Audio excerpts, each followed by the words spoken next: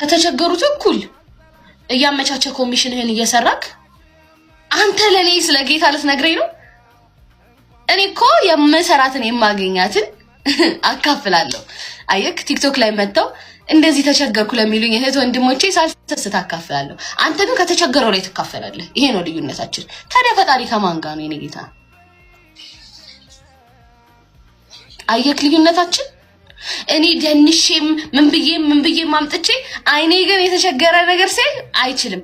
አንተ ግን ፈጣሪን አውቀዋለሁ ብለክ ገዳማትና ምን ድረስ ትሄዳለህ? ከገዳማውያኑ እኩል ወስደህ ትወጣለህ። ስለዚህ ለመቅለልም ከተፈለገ በጣም የምትቀለው አንተ ነህ። ክብርህን ብትጠብቅ ይሻልሃል። እመቤቴን የምሬን ነው። እኔ እኮ ከቀጥሎ ማስታወቂያ መኖር ሳይ በጣም ነው ያፈርኩት። ለማስታወቂያ ብለህ እኔን ትጠቀመኛለህ? አታፍርም? ትልቅ ሰው አይደለህ?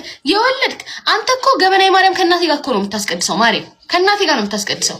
ግን አንተ 2.8 ሚሊዮን አይደል አይገስ ሰው ይዘህ በጣም ክብር ያለ ሰው ልትሆን ይገባህ ነበር።